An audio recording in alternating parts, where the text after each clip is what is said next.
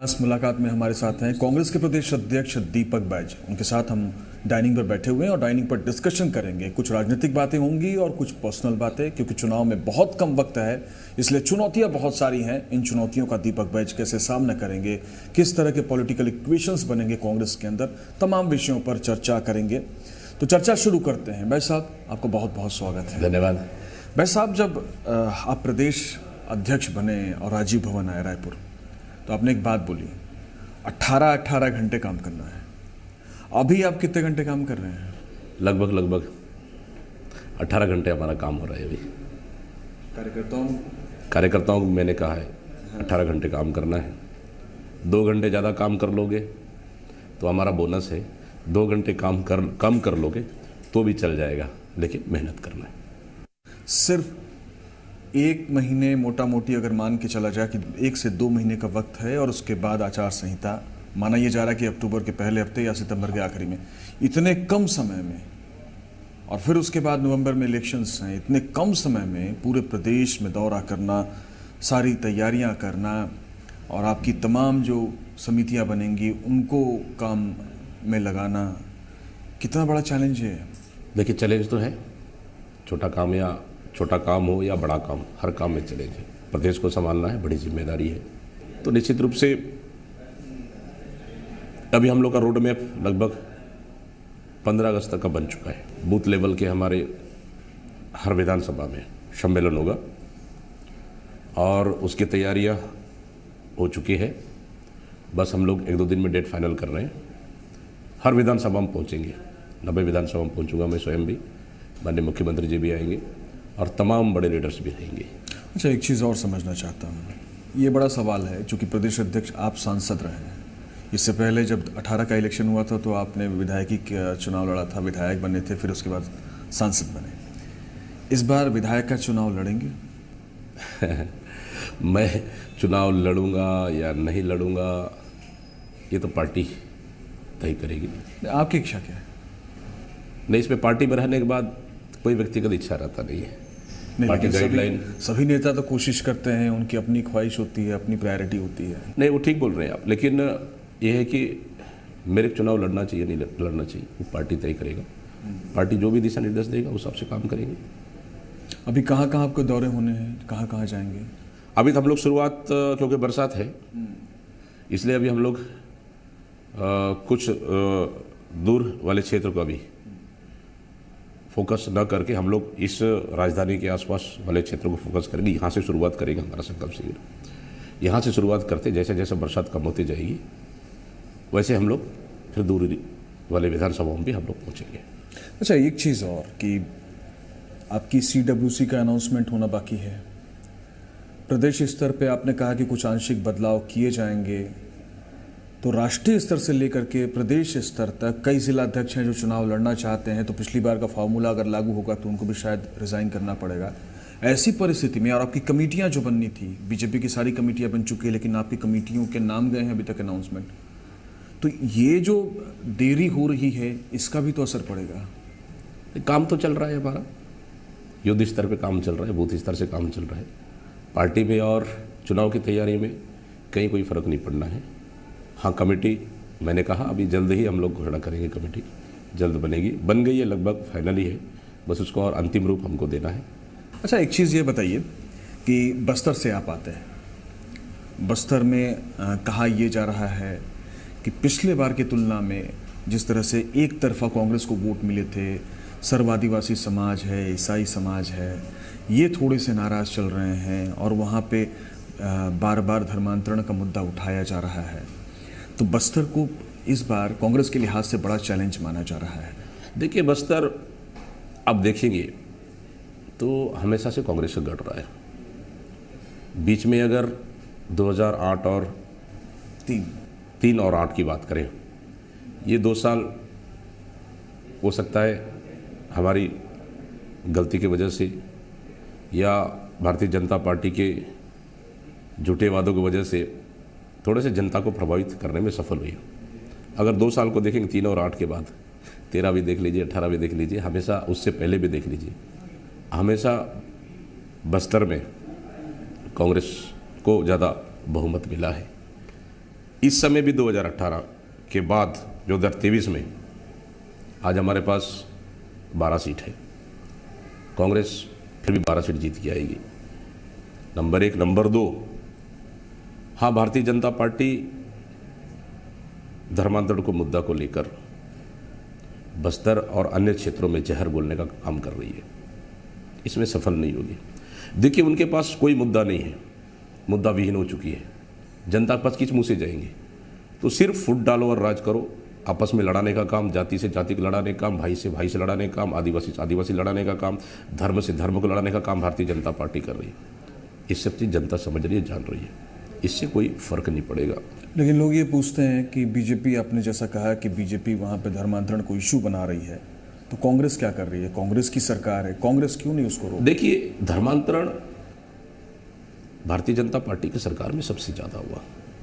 उनके सरकार में चर्चे बनी, उनके सरकार में धर्मांतरण सबसे ज़्यादा हुआ। हमारी सरकार तो 4.5 साल हुआ है, 4.5 साल कंप्लीट हुआ है। वो बता दे कि हमारी सरकार में कौन धर्मांतरण किया है, हमारी सरकार में कौन सा चर्चे बनी है, वो बता दे। आज वहाँ विवाद सिर्फ भारतीय जनता पार्टी के लोग करते हैं कि किसी धर्मांतरित परिवार में किसी व्यक्ति की मृत्यु होती है, दफनाने को लेकर। आप जाके 2-4-5 जगह विवाद हुआ, आप जाके पूछ लीजिए वो धर्मांतरण कब हुआ था, वो जो व्यक्ति मृत हुआ है उसका धर्मांतरण कब हुआ, वो कब उस धर्म में अपनाया है, वो भारतीय जनता पार्टी की सरकार में आएगा। लेकिन उसके साथ साथ आपकी सरकार में चर्च पर हमले हुए और कांग्रेस ईसाई समाज ये आरोप लगाती है कि कांग्रेस को जिस तरह से, चूंकि सरकार में है कांग्रेस, इस लिहाज से जिस तरह से कांग्रेस को सपोर्ट करना था, उनको प्रोटेक्ट करना था, उस लिहाज से नहीं हुआ। नहीं, देखिए, कार्रवाई हुई है। अभी भी आप देखेंगे, चाहे कोंडागांव का मसला हो, नारायणपुर का मसला हो या बस्तर का अन्य मसला हो, सरकार का स्पष्ट मंशा है, जो भी गलत करेगा उसके ऊपर कार्रवाई करेंगे। सरकार ने स्पष्ट मंशा जारी कर दिया है। बहुत सी FIR हुई है, बहुत सी कार्रवाई हुई है। नारायणपुर में बड़ा कार्रवाई हुई है, जेल भेज दिए गए। तो भारतीय जनता पार्टी सत्ता हासिल करने के लिए दिल्ली के नेता से लेके छत्तीसगढ़ तक सत्ता हासिल करने के लिए किसी भी हद तक जा सकते हैं, ये छत्तीसगढ़ की जनता देख रही है। छत्तीसगढ़ और बस्तर की बात करें, बस्तर अशांत क्षेत्र शुरू से रहा है, भारतीय जनता पार्टी का समय ज़्यादा रहा है। अभी बस्तर धीरे धीरे शांत होते जा रहा है, लेकिन भारतीय जनता पार्टी नहीं चाहती कि बस्तर में शांति लौटे, बस्तर में शांति का माहौल रहते, इसलिए फिर माहौल ख़राब करने का कर रहे। पहले अंदर वाले माहौल ख़राब कर रहे थे, अब भारतीय जनता पार्टी कर रही है। तो बस्तर को ये लोग शांत रहे, ये कभी नहीं चाहते, लेकिन हमारी सरकार, हमारा मंशा है, हम बस्तर का शांत नहीं होने देंगे। एक चर्च का उद्घाटन करने गए थे आप लोकापाल में, उसको बड़ा वायरल किया जा रहा है, बताया जा रहा है कि धर्मांतरण के समर्थक आप हैं। मैं विधायक था 2000, मुझे लगता है 2016 या 17 की बात होगी। जनप्रतिनिधि हूँ मैं, हर गांव में दौरा जाना, कार्यक्रमों में जाना, हम जाते हैं। अगर कहीं से गुजर रहे हैं, वहाँ कोई कार्यक्रम हो रहा है, भीड़ है, तो जनप्रतिनिधि मैं तो रुकूंगा, बैठने के बोलेंगे तो भी बैठूंगा। कहाँ उद्घाटन किया मैं, कहीं पिता काटते हुए है क्या, उद्घाटन करते हुए है क्या? देखिए, हम जनप्रतिनिधि हैं, मंदिर भी जाएंगे, मस्जिद भी जाएंगे, चर्च भी जाएंगे, मजार भी जाएंगे। कि भारतीय जनता पार्टी के लोग नहीं जाते हैं क्या? बोल दूंगा तो मैं तो मोदी साहब का मैं फोटो है चर्च के अंदर प्रार्थना करते हुए, बोलो तो मैं दिखा देता हूँ आपको। ये क्या है फिर? क्या मोदी जी फिर सही या गलत है? ये भारतीय जनता पार्टी को तय करना है। तो इस तरह से जनता को गुमराह करना, वो क्या भारतीय जनता पार्टी को शोभा देता है? कहीं भी संभव नहीं। ये देख लीजिए, मोदी जी का फोटो है पादरी के साथ है, और ये देख लीजिए चर्च के सामने है, खड़े हैं, फोटो खिंचा रही है। ऐसी मेरे पास कई फोटो है, चर्च के अंदर प्रार्थना कर रहे हैं, प्रार्थना कर रहे हैं। क्या ये तो भारतीय जनता पार्टी ये चर्च के अंदर मोमबत्ती जला रहे, देख लीजिए। मैं तो मोमबत्ती नहीं जला रहा हूँ, मैं तो प्रार्थना नहीं कर रहा हूँ, सिर्फ मैं तो जाके बैठा। क्या भारतीय जनता पार्टी के लोग जब उनका बड़े दिन रहता है, क्या बोलते हैं उनको, क्रिसमस दिन, चर्च के बाहर जाके लाइन लगा के हाथ जोड़ के खड़े रहते हैं? क्या गलत है वो? मस्जिद जाते हैं, उनका जब ईद और जो बाकी त्यौहार रहता है, मुझके मस्जिद के बाहर खड़े रहते हैं कि गलत है, नहीं है गलत, जनप्रतिनिधि है, जाते हैं, जाना चाहिए। देखिए हम लोग, ये लोकतंत्र है, लोकतंत्र में सबके लिए बराबर स्थान है, कोई छोटा नहीं कोई बड़ा नहीं। लेकिन भारतीय जनता पार्टी का सोच एक कुंठित मानसिकता का है। इस मानसिकता से अगर राजनीति करेंगे, मुझे नहीं लगता है कि ये लोग सफल होंगे। जनता जानती है, समझती है। अच्छा, कुछ चूंकि डाइनिंग टेबल पे तो कुछ चर्चा खाने की हो जाए, क्या पसंद है आपको? नाश्ता देखिए मैं तो शेड्यूल होता है? देखिए हम लोग तो बहुत सिंपल रहता है, क्योंकि कोशिश करता हूँ मैं सवेरे उठने के बाद कोई ना पोहा या दलिया या रोटी सब्जी हल्का सा नाश्ता कर ले, फिर उसके बाद फील्ड निकल जाए, फिर दोपहर का लंच टिफ़िन रहता है गाड़ी में, तो टिफ़िन अगर मौका मिला तो टिफ़िन हम लोग बैठ के खा ले, या फिर चलती गाड़ी में भी। बतौर अध्यक्ष नहीं था मैं, आज तो प्रदेश कांग्रेस का अध्यक्ष पार्टी ने बनाया, अध्यक्ष नहीं था तब भी मैं सांसद के रूप में भी मैं चलती गाड़ी में मैं खाना खा लेता था। कई बार मेरे फोटो वायरल भी हुई आई, ये सब चीज़ तो ये है। फिर शाम का खाना घर में, तो इस तरह से डेली का रूटीन है। तो भाभी जी चूंकि यंग हैं आप, भाभी जी नाराज़ नहीं होती कि दोपहर का खाना आप घर खा लिया कर? पूछते नाश्ता तो बराबर खिलाते हैं बैठा के सवेरे 9 से 10, सवा 10 के अंदर में। फिर उसके बाद टिफ़िन पैक कर देते हैं गाड़ी में। फिर हमारे साथ में रहते हैं पीओसओ, सो फिर समय हो गया। मुझे लगता है कि इस कार्यक्रम से उसका अगला कार्यक्रम जाने में आधे घंटे का सफ़र है, तो उस बीच में 10 से 15 मिनट 20 मिनट फिर मैं अपने खाने में निकाल लेता हूँ चलती गाड़ी में। और तब भी उसके बाद फ़ोन आ जाता है, खाना हुआ कि नहीं, मैं बोला हो गया खाना। अच्छा, पिछली बार जो एक बार फिर से पॉलिटिक्स पे लौटते हैं, पिछली बार जो आपका घोषणा पत्र था खूब चर्चा में था, खूब चर्चा में। इतने सारे वादे किए थे, इतने सारे वादे किए थे कि अब सरकार को भी सोचना पड़ रहा है कि कुछ वादे व्यवहारिक तौर पर शायद लागू करना बहुत मुश्किल है, बड़ी चुनौती है, जवाब देना पड़ रहा है सरकार को। अब घोषणा पत्र में क्या होगा? देखिए पिछले समय की थोड़ा सा अगर एक अपन कुछ सेकंड चर्चा करें, वास्तव में हमारी घोषणा पत्र आकर्षक था, आकर्षक है और रहेगा। ये सच्चाई है, घोषणा पत्र 1 साल के लिए नहीं होता है, 5 साल के लिए होता है। बहुत से सारे वादे 80 से 90% वादे हम लोगों ने पूरे किए। कुछ अगर रह गया हो, कोई कमी रहेगा हो, उसके लिए भी रास्ता निकालेंगे। किसानों का कर्जा माफ़ी 2500 रुपये देना, ये छोटा मोटा काम है क्या? 2500 रुपये युवाओं को दे रहे हैं। और बहुत सारे ऐसा काम हुआ है जहां हम लोग घोषणा पत्र में शामिल भी नहीं किए थे। क्या हम लोग इंग्लिश मीडियम स्कूल का शामिल किए थे? नहीं किए थे। फ्री में चावल देंगे शामिल किए थे? नहीं किए थे। हम डेनेक्स फैक्ट्री बनाएंगे दंतेवाड़ा में शामिल किए थे? नहीं, यूनिवर्सल पीडीएस था आपके घोषणा पत्र। तो बहुत सारे ऐसा चीज़ था जहां घोषणा पत्र में नहीं था, तो भी हम वहाँ पे किए। थोड़े बहुत कमी बेसी अगर है तो निश्चित रूप से हम उस पर भी आगे, सरकार उस पर भी विचार मंथन कर रही है, लगातार कार्रवाई करेंगे। संविदा कर्मियों के लिए भी भत्ता बढ़ाया 27%। संविदा कर्मियों की नियुक्ति भारतीय जनता पार्टी ने किया था, भत्ता बढ़ाया है। थोड़े बहुत कमी बेसी को सरकार विचार कर रही है। तो हम लोग आंगनबाड़ी को दिए, रसोईया को दिए, मितानिन को दिए, सब लोग को, नीचे से लेकर नीचे स्तर के सब लोग को दिए हैं। सेंट्रल के बराबर डीए दे रही है हमारी सरकार। ये आने वाला घोषणा पत्र तो आकर्षक रहेगा, कोई सवाल ही नहीं है इसमें, आप देखते जाइए। नहीं, यही तो सबसे बड़ा सवाल है कि सब कुछ तो आपने दे दिया, आप कह रहे हैं, तो बचा फिर पूछेगी जनता से, फिर पूछेगी जनता। घोषणा पत्र समिति बन रही है अभी, बस जल्दी आएगी लिस्ट, तो कमेटी तय करेगा। आकर्षक घोषणा पत्र रहेगा। भारतीय जनता पार्टी हमारा घोषणा पत्र देख के ही बोल्ड हो जाएगी। और क्या लग रहा है कि इस बार जो है, मतलब नारा तो दे दिया आप लोगों ने 75 का, बीजेपी भी 60 का नारा देगी, 65 का नारा देगी, 80 का देगी, वो जो भी दे, रियलिटी क्या है? क्या अनुमान है आपका? कितना आपको कैलकुलेशन आ रहा है कि कितना हम सीट जीत सकते हैं? सरकार तो बनेगी 101%। भी हमारे पास बहुमत से ज़्यादा सीट आएगी। दोनों चीज़, सरकार के खिलाफ कोई एंटी इनकम्बेंसी नहीं है, सीएम साहब के खिलाफ कोई एंटी इनकम्बेंसी नहीं है। सबसे मेन चीज़, विधायकों के खिलाफ है, थोड़े बहुत नाराजगी हो सकती है। नहीं, थोड़े बहुत नाराजगी हो सकती है। जो खबरें आ रही हैं उसमें तो 26 से कोई 26 बता रहा है, कोई 27 खबरें बता रहा है। वो तो खबरें सच्चाई क्या है? अब सच्चाई तो 2 महीने बाकी है हमारे पास। हमारी सभी एमएलएस के लिए अभी 2 महीने और काम करने का वक्त है। सीएम साहब लगातार मार्गदर्शन कर रहे हैं, हम लोग भी मार्गदर्शन कर रहे हैं। 2 महीना बाकी है। 2 महीने में परफॉर्मेंस अच्छा रहा तो कोई सवाल ही नहीं। ये कहा जा रहा है कि टिकटें कटेंगी, कितने विधायकों की टिकटें कटेंगी? कांग्रेस क्या ये साहस कर पाएगी कि जो खराब परफॉर्मेंस वाले विधायक हैं उनकी टिकटें काटे? देखिए अभी तो आज की स्थिति में अभी तो कुछ भी कह पाना मुझे लगता है बहुत जल्दबाजी होगा। ये हमारे पास 2 महीने का वक्त है कि इसका टिकट कटेगी, कटना चाहिए, नहीं कटना चाहिए। अभी 2 महीना का वक्त है, लेकिन हमारा रोड मैप है सिर्फ विनिंग। कांग्रेस अगर पार्टी 2 का रोड महीने मैप के बाद जो विधायक की परफॉर्मेंस ये पाई जाएगी कि वो नहीं जीत सकता है तो उसकी टिकट काट दी जाएगी। वो पार्टी तय करेगा, आलाकमान तय करेगा। तो यहाँ से तो रिकमेंडेशन जाएगी ना, आप लोगों को लाइन तय करेंगे उसी पे तो पार्टी के अंदर चर्चा होगी, सभी एजेंडे पे, सब मुद्दों पे चर्चा होगी। साफ साफ नहीं बता रहे हैं आप। अभी टाइम है 2 महीने का।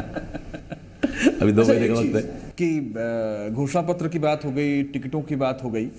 अब बड़ा सवाल ये है कि टिकट बंटवारे में आपकी भूमिका बड़ी ज़बरदस्त रहेगी। चर्चा ये चल रही है कि चूंकि सीएम साहब ने आपको बनाया है तो सीएम साहब के लिए विन विन सिचुएशन है। टिकट वितरण में सिर्फ दीपक बैच की नहीं, सभी लोग की महत्वपूर्ण जिम्मेदारी रहेगी और सभी लोग मिलकर तय करेंगे। हमारा एक ही रहेगा कि सिर्फ चुनाव जीत के आना है। जिसको भी टिकट देंगे चुनाव जीत के आना है और विनिंग कैंडिडेट ही रहेगा हमारा मेन मापदंड हमारा रहेगा विनिंग कैंडिडेट। अभी जो मंत्रियों के यहाँ रात को डिनर हो रहा है, डिनर पे जो चर्चा चल रही है उसमें बहुत सारी बातें निकल करके सामने आ रही है। तो जब शुरू हुई थी चर्चा तो डिप्टी सीएम जब टीएस सिंहदेव साहब को बनाया गया तो चर्चा ये हुई कि पिछली बार की तरह कलेक्टिव लीडरशिप में चुनाव लड़ा जाएगा। फिर आपका बयान आता है कि भूपेश बघेल के चेहरे पे लड़ा जाएगा। तो पार्टी ने क्या कोई कन्फ्यूज़न है कि किसके चेहरे पे लड़ा जाए, कैसे लड़ा जाए, या क्लैरिटी है? क्या क्लैरिटी है? देखिए, सवाल ही नहीं है। मुख्यमंत्री भूपेश बघेल जी आज के डेट में छत्तीसगढ़ में बड़ा फेस है। सवाल ही नहीं, फ़ायदा मिलेगा। उन्हीं के चेहरे पे पार्टी चुनाव लड़ेगी, फ़ायदा मिलेगा। बाकी अब तय करेगी पार्टी तय करेगी। अभी तय नहीं हुआ है, जल्द तय होगा।